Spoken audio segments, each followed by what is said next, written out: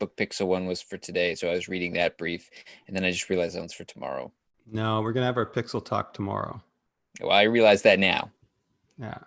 Which Get is cozy with pixels. a good moment to realize it right as we're going live. I got like Facebook Business Manager up, and I had like the Facebook Pixel Helper and like all the stuff ready to go. So where does your, like when I hear Pixel Talk, my mind goes to Pillow Talk, and what's the play on that? That could be Brent, I don't know what to say right now. That's not where your mind goes? I know what to say. Just like move back a little bit. I'm doing this for Maggie so that your head's like differently framed. Oh, like physically move back. Yeah, not like, yeah. Not like figuratively move back. You don't want to do Pixel Talk right now?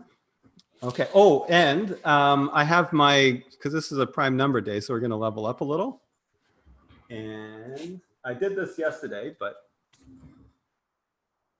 I got better light. I was going to say, you've got a very clean shirt on today.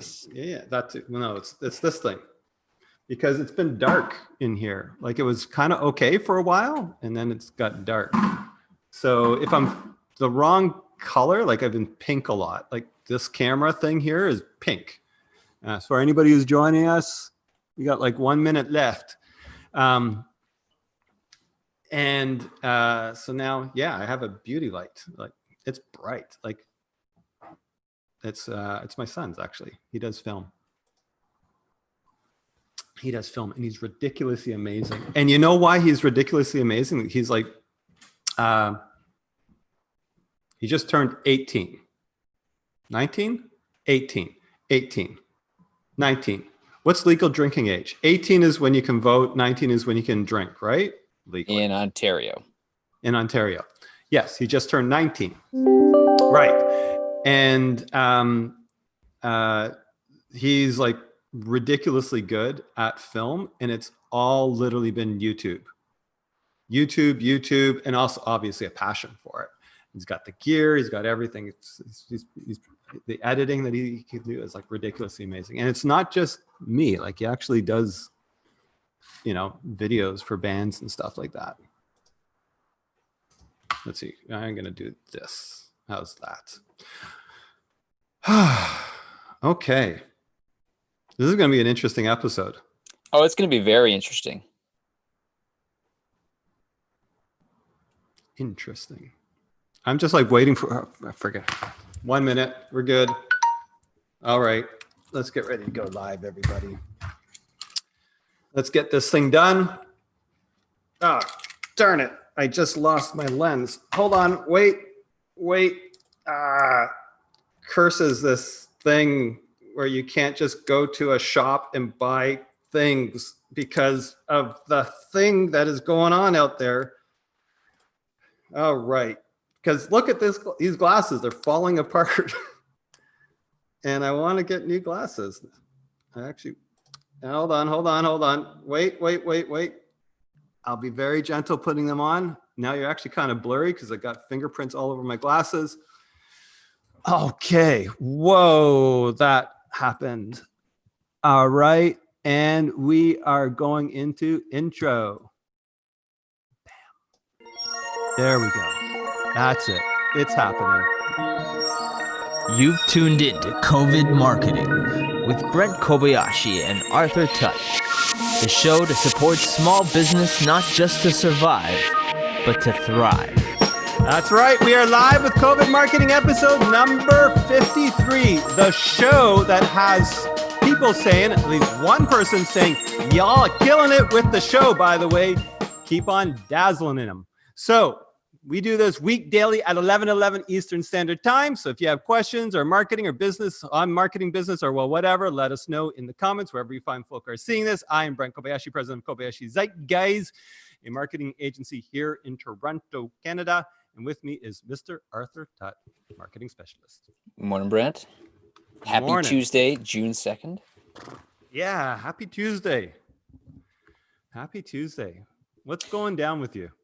Well, so I was prepping for today's episode, and then I realized I was prepping for the complete wrong episode. So I'm just winging it here. What were you prepping for? I mean, Uh, everybody who is in the pre-show knows, but the people who are in the show only do not know. well, we were talking about Pixel Talk. Yes. And I thought that was wonderful because it reminded me of Pillow Talk. And I was just like, hey, we can have a Pixel Talk to Pillow Talk thing. That could be the thing that we do. Start a new Light. hashtag Pixel Talk. Yeah. I think I'm a little bit too shiny. Let me push my light back. Shiny. Okay. You have not seen Battlestar Galactica. No. Right. Have you seen Firefly? That was that like, hold on. The answer is no, quite Will clearly. Wheaton? No, that's Star Trek.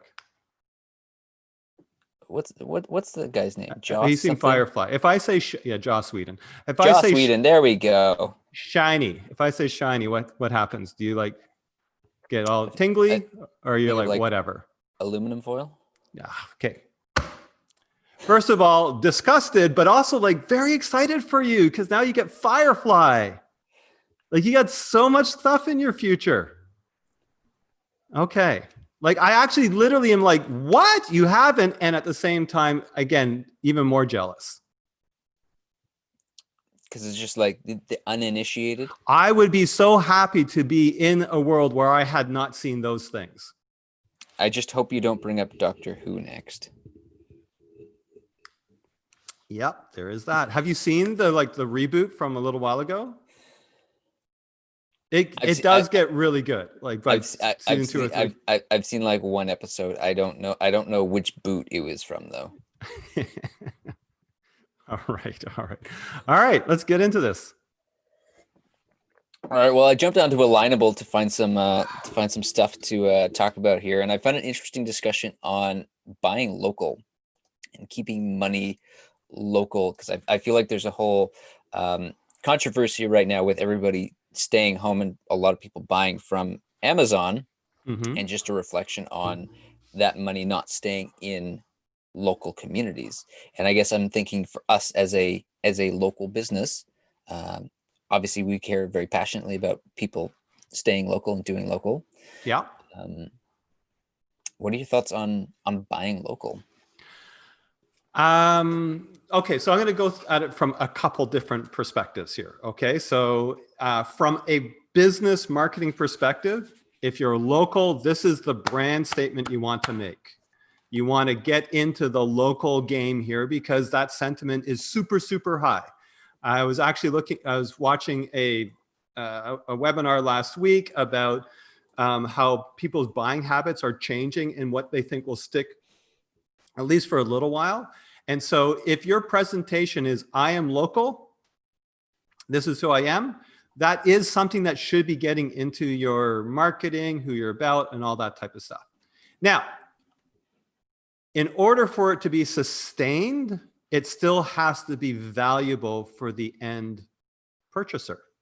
Because if it's just like, hey, I'm local, please buy from me, and you're kind of whining and you're like, don't buy from Amazon because it's easier and has more value and it's cheaper and it just gets right to your door and all that stuff, but buy from me because, I want money and I'm in your neighborhood, that will only go so far.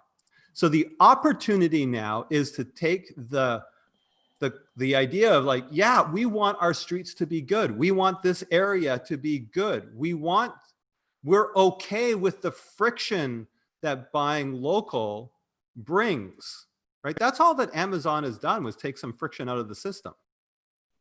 That's what Uber did was take the friction out of the system.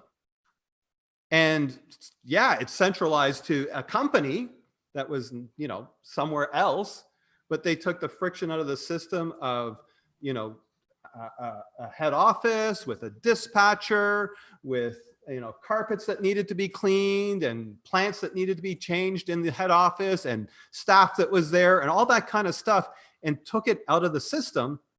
And so people started using it because it was more convenient and it was cheaper. And it also got some of the friction that was in the system of just people with cars and not a job. And so, all of that kind of stuff, that's what was happening there.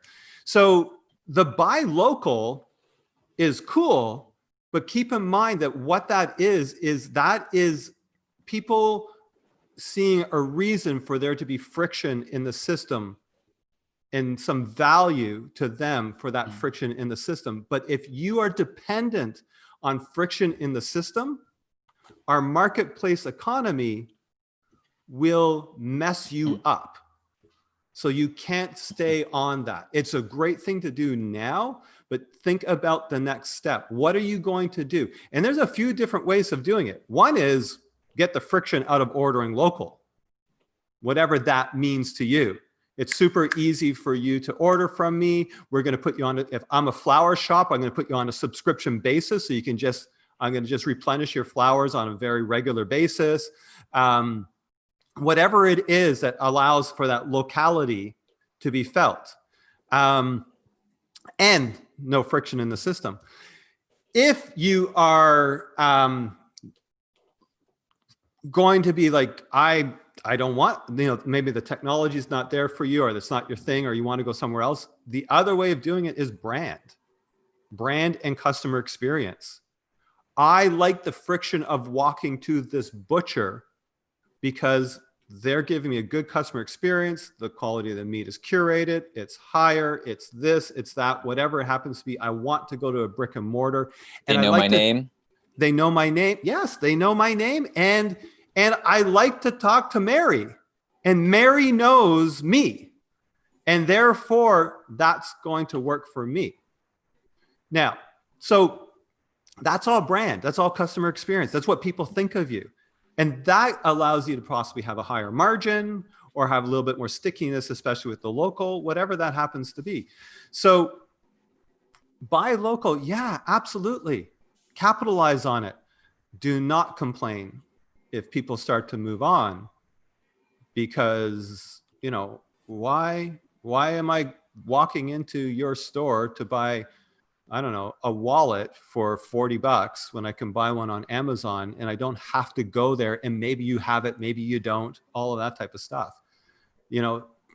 I'll just get it from Amazon. Like this thing here, right? I can't really comfortably buy this thing, right? There's not a brand locally that's going to support me buying this thing. So it's just like, where am I going to go for this? Am I going to go walk up and down the streets and try to find somebody that sells this thing? Or I'm just going to get it from Amazon. Maybe I'll go to Staples, right? But, I don't want to go in the door. There's a whole bunch of things with that. Okay, I'll just get that from Amazon. So yeah, love it. Buy local, 100%. Have your brand be part of that, but improve your brand, improve your customer experience, make buying local make sense, not just when you're hurting and people are sympathetic to you. Yeah, I think that's that's a really good point. Like we don't want people to come and buy from Kobayashi just because we're local, but it's like, okay, we're here in the neighborhood. We've got videos on Facebook, and you can be like, hey, it's those guys that are like around the corner from us. You could come by the office and like record a TikTok video with us. It's like, we're here, we're real. Yeah. And on top of that, just providing a great service for people. Yeah, 100%. And take all the things that you're learning now, like with the curbside pickups and the order ahead, and figure it out. So one thing that's a little bit harder to ship and all that kind of stuff, and you still want to go shopping for, is produce, right? Like groceries. So we have a bulk barn around the corner here.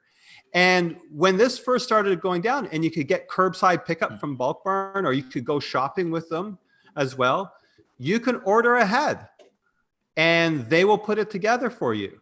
And it's like, you know what? Maybe I would like to do that. Maybe I don't want to necessarily go there and shop, but maybe I should be able to very quickly and easy just order from you and walk by and pick it up because it's on my way. Continue. Why would you stop that after this? You should look at ways to continue that now. Not necessarily curbside pickup anymore, but come on in, grab your thing and go. And that's where, that's where friction comes into play, because places like, it's well known that grocery stores, where do they put the milk? In the milk section. Thank you, Arthur. Yes. It goes in the milk section. In the fridge. I'm not trying to be difficult. I'm just trying to think of how to answer this question. No. So when you walk into a grocery store and you need to buy milk, like a large one, like Metro or Sobeys or Loblaws, where do you expect to find the milk? In the fridge section? Okay, you walk in. What's the first thing you're going to see? Probably produce, apples and oranges and stuff like that. Yeah, fresh produce. Okay, and then you keep on going, and then you see all the aisles, and they have the crackers bakery. and the pop and all that kind of stuff. The bakery is there, and then you keep on going, and eventually, what do you find? The milk. Yeah, it's on the other side. The reason milk is on the other side is because now you have gone through the entire place to get the thing that you're going to buy always on a regular basis. Right. So they know people are going to buy the milk. So it's like, all right, Yeah. you got to walk through the whole store now to find it. You notice milk in a grocery store is cheaper than everywhere else? I hadn't. It is. If you go to a convenience store, it's more expensive than it is to buy it at Metro. It's a loss leader. So I'm going to go there because I'm going to get milk for $1 cheaper than anywhere else, than going to a small store where it's super convenient to just get the milk. So I'm going to go shopping at Metro just to get the milk, the Sobeys or wherever. It's going to be cheaper, and I have to walk through the entire store, right, to get to it. So therefore, I'm going to do all my other stuff. I'm going to buy stuff. I'm going to see stuff. I'm going to see the chips. I'm going to buy the chips, all that type of stuff. That's the whole purpose of that. It is. So one of the things that, like Bulk Barn and all this stuff, these stores, they depend on that kind of friction. That's friction in the system, which when you don't have friction in the system, like Loblaws actually started this earlier, where you can just drive, you can order it all and you can just drive up and you can pick it up, right? Or there's delivery as well, that type of thing. Continue with that. Take the friction out, but make it more convenient for you. Because if you don't, at some point, Amazon is going to be delivering all your groceries. Yeah, absolutely. Somebody else will. There was a philosophy, and I've actually heard about it recently. I can't remember who it was. It was a large company, but I thought about it first, in my mind at least, which was, if you're a business, like in this kind of world, this tech world, you should be trying to kill yourself. What do you mean by that? I'm glad you asked. It means if you are in whatever business you're in, you should be looking at ways to make yourself obsolete, to make yourself not valuable anymore. You should be innovating yourself out of it. So whatever your thing is that brings you the golden goose, that gives you the money, you should look at that and say, is there a way that I could make this so that instead of being able to charge $500 an hour, I'm only charging $50 an hour, or it is just free? Is there a way? This is getting a little bit far out for small businesses, because for the most part, that's not how we think. But even if you ask yourself that question, you might be able to make your business a little bit more efficient, a little bit more customer centric, because believe it or not, somebody out there right now is innovating on that. Mm-hmm. So they talk about artificial intelligence are going to get rid of developers and programmers and all sorts of, writers, like all these things that we thought, oh, we're in the information age. My job is not, I'm not a factory line worker, so my job is okay. I'm not going to be replaced by robots. Now they've got robots of the mind. That's the whole idea behind machine learning and artificial intelligence and all that type of stuff. So there are people that are gunning for your business. I've actually, when I used to do agency chat for this business, for I had a show called Agency Chat, and we would talk about this business, and people were talking about, oh, it's so hard. People aren't really going to outsource their website development and all that kind of stuff because it's very difficult to talk, the language barrier and the time barrier and all that kind of stuff. And I was just like, guys, there's like billions of people gunning for this, and they're really smart. You don't think there isn't people that are going to say, you know what? We're going to go after your business. And that barrier of language and all the rest of that is just a little bit of friction right now. And their system is working to take out that friction, which is why, we don't get $100,000 for building an e-commerce site right now. We could, depending on what needs to go into it, but for a straight up e-commerce site, people just go like that and they've got it. Like, I want my Shopify. Yeah. So everybody's always needing to move forward. But one question that I absolutely love as a business is, how do I kill myself? And then go from there. What ideas come to mind? I had another question here, though. We're getting close to the end. We are. That's it. This was our by the way, this was our surprise episode. Okay.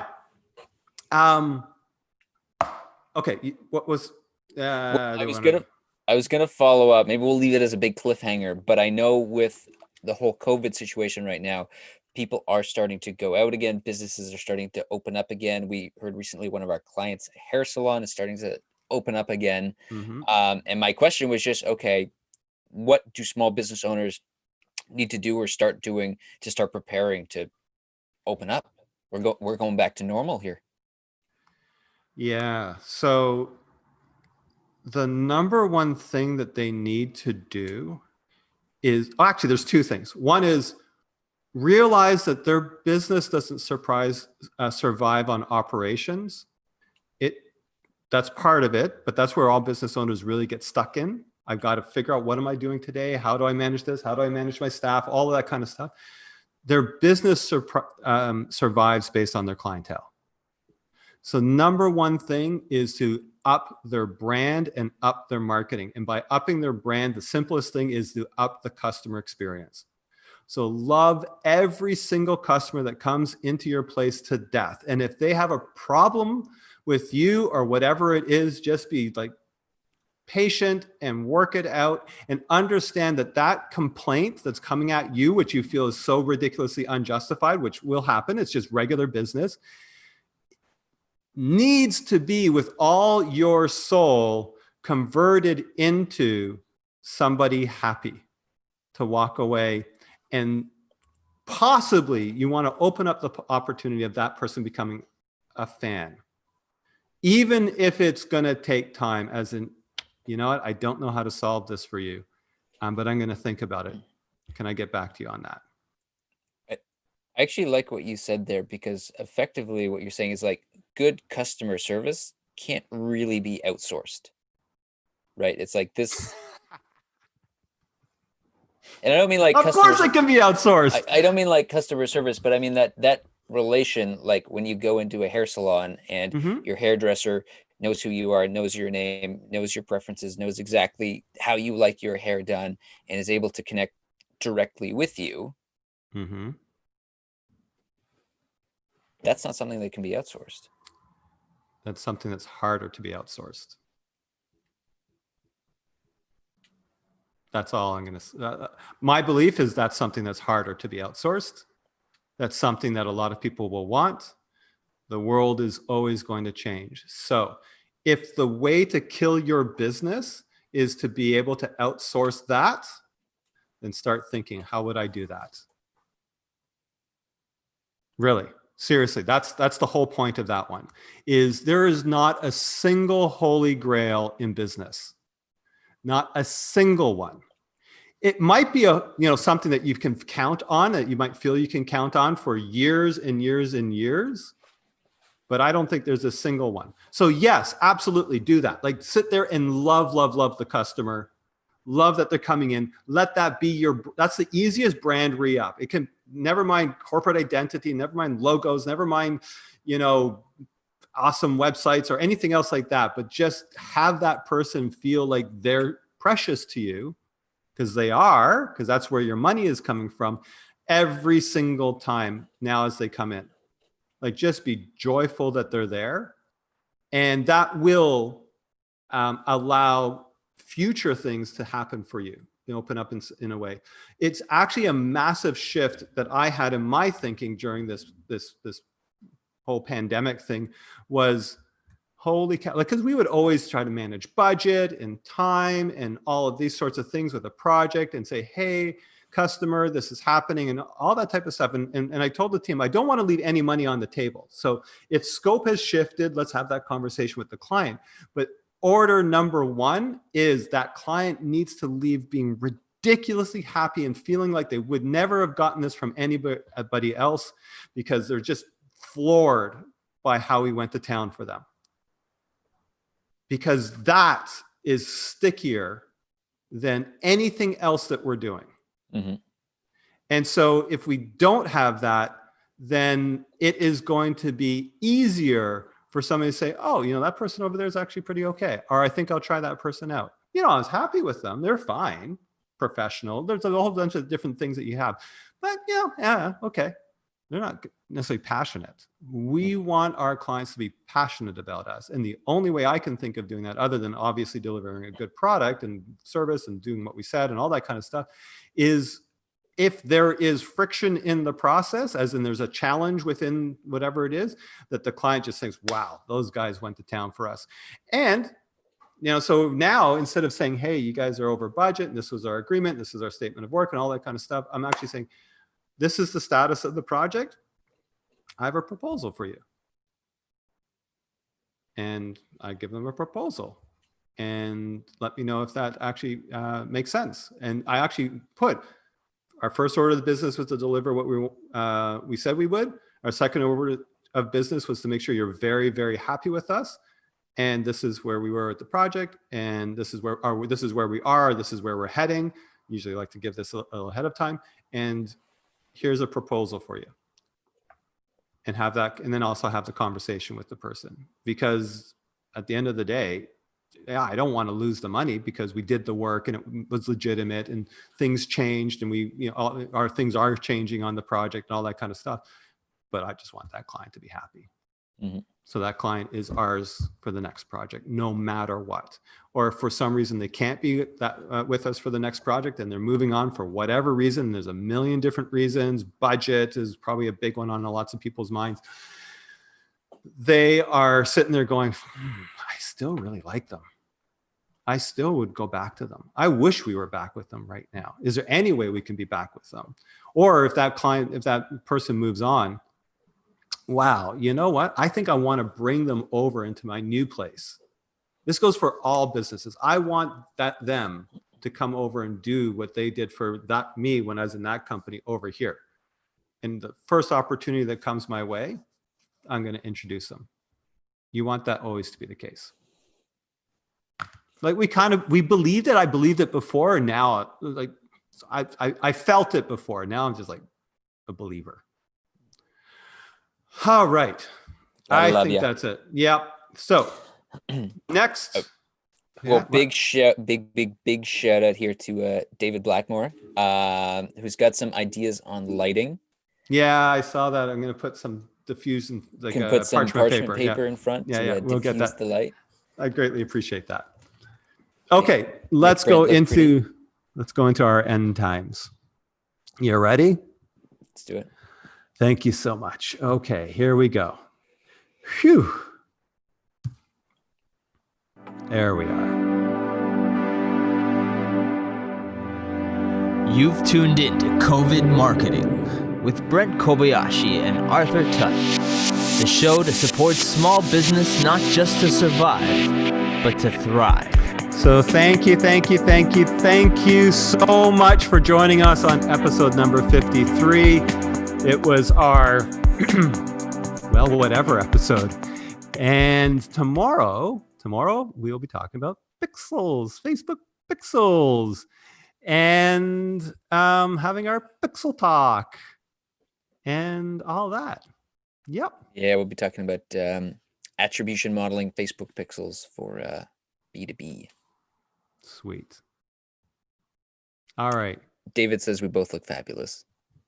David says we both look fabulous. Maggie says we should be in our pajamas tomorrow and have our pixel talk. That is so good. That is so good. Okay. She understands me like I think nobody else does. I think I'm about to cry. That is really good. Yep. I am verklempt. Mm-hmm. Also, we had a great question here from Patricia. Actually, do cut it, and then we can go into the thing. Let's cut it. Perfect. Now we're in the end. What was the question from Patricia, by the way? Let's hang a little bit. We got like 5 people watching us, so we're just going to hang. This is the end show. This actually gets cut from when we actually do we cut this down, right? And make it a little bit cleaner. And then we actually send it out into the world. It's going to get into the podcast. But this part here is just you and us, So just only hanging a little bit. only the live experience people get to see this. Yeah. Well, that's not entirely true. We're marketers. Sometimes we lie. I'm sorry. It's our business. So the truth is, some of this stuff can get into the show. It's possible, especially if it, happens to be funny or poignant or something. But we're not trying to do a show. Well, actually, I am trying to do a show right now. Sometimes it's hard. I don't want to. How do I not do the show? Okay, this is it. I can't stop doing Brent the show. can't turn it off. No. Okay. So anyways, this is a time where we actually don't worry about like being totally on point. We're just going to chill and chat, that type of thing. Yeah. Maggie's like, your life is a show. And I'm like, Maggie, that's funny you should say that, because it's actually been happening since I've been doing the show. So it's like 53 times, right? Like every single freaking weekday. It's been like so good. I've been sitting there talking with my daughter. It usually happens with my daughter, sometimes with Carolyn, sometimes with the team here, as you guys know. And we'll be talking about something, and then I'll get this thought, and it'll formulate in my mind like a complete sentence. Sometimes that happens, and I'll just go into it like with this full energy of really excited about it, and and this is what it is, and all this kind of stuff. And I realize, holy shit, I am doing the show right now. Where's the camera? I'm like, where's the fucking camera? This is so good. Announcer voice. Do I have announcer? I don't think I have an announcer voice. I really actually don't, except when I'm doing the ASMR stuff. I don't think I have an announcer voice. And today on COVID marketing. Yeah, you've got the announcer voice. Okay, what were you trying to say there, actually, Arthur? Sorry. So we had a question from Patricia here. Yep. Going back to the customer experience. How can I up my client experience if they already are students? And now what I need to do is get more parents interested in enrolling their children for Spanish classes. Okay, so Patricia, for your students to get more, okay, so that's two things. So let's talk about the client experience. So there's two parts to that client experience. There's the parents' experience, and then there's the kids' experience, and they're really connected together.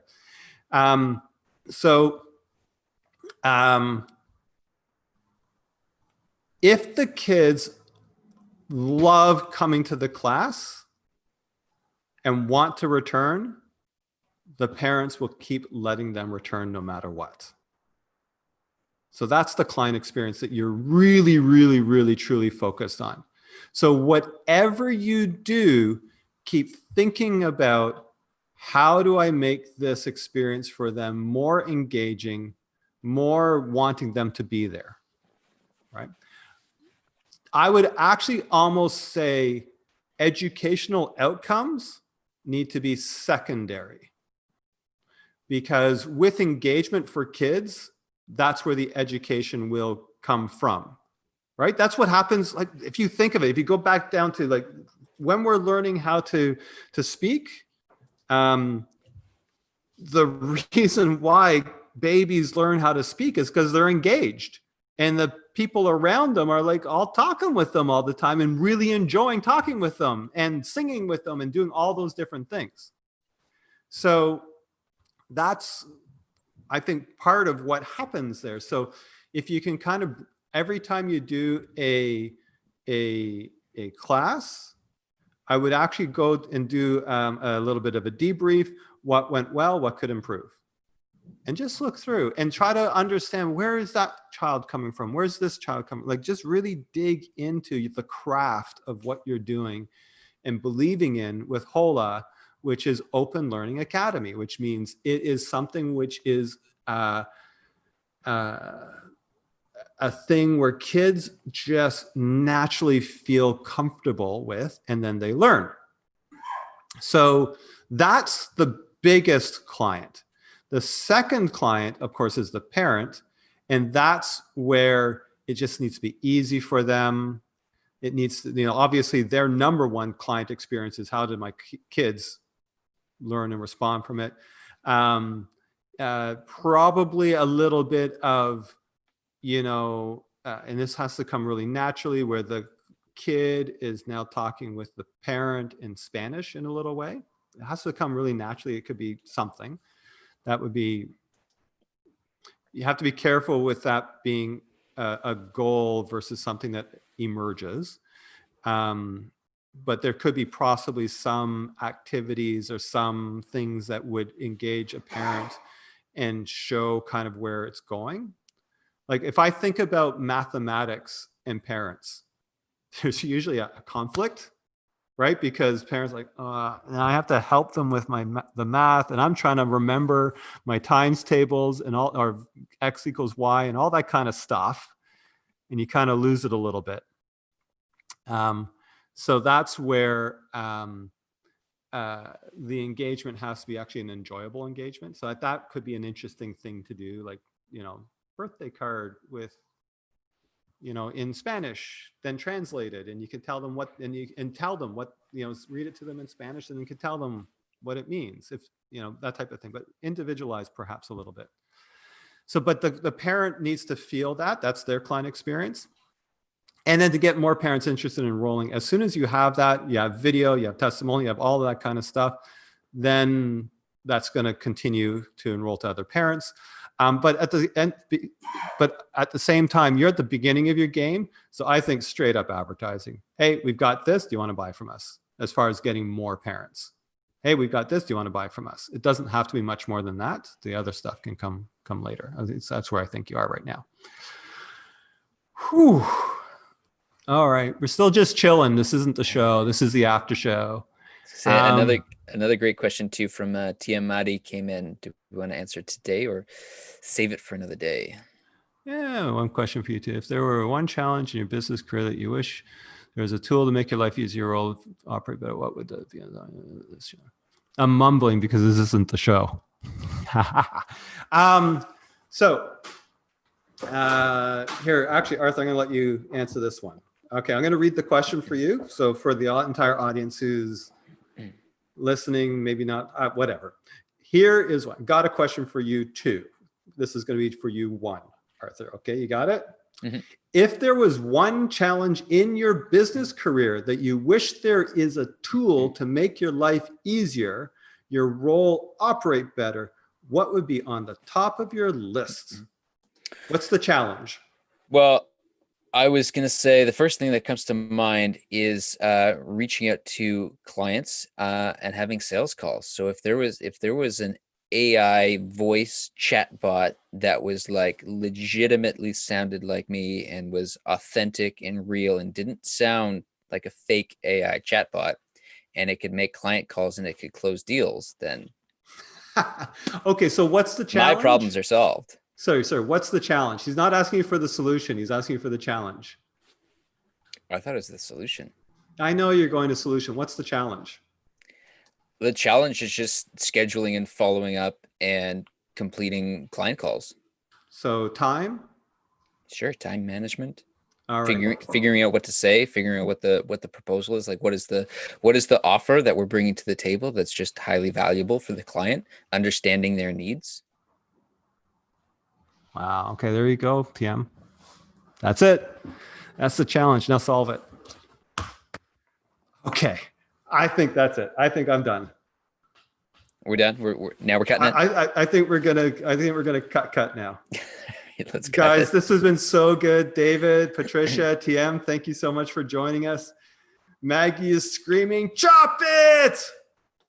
All right, Arthur. We'll see you tomorrow with a very well organized show. Absolutely, because we're gonna do our pixel talk in our pajamas. Are we gonna actually do pajamas? What do you think? I don't actually know. The problem is, I don't know about you. What's your pajama game like?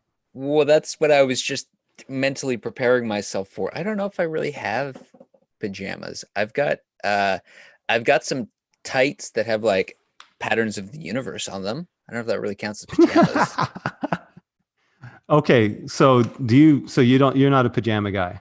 Not really. You don't? Yeah, I was just gonna say I don't sleep in pajamas. I sleep with a top. That's it. Sorry. TMI. Yep.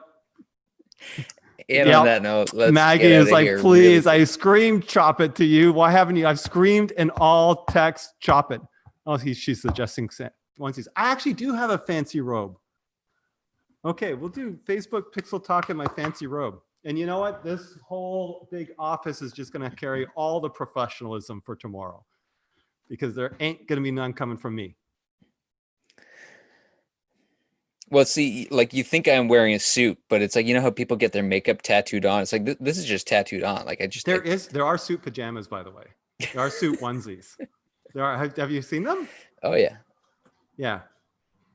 Jeez, I wish we had a bit more time. I would order you a suit onesie.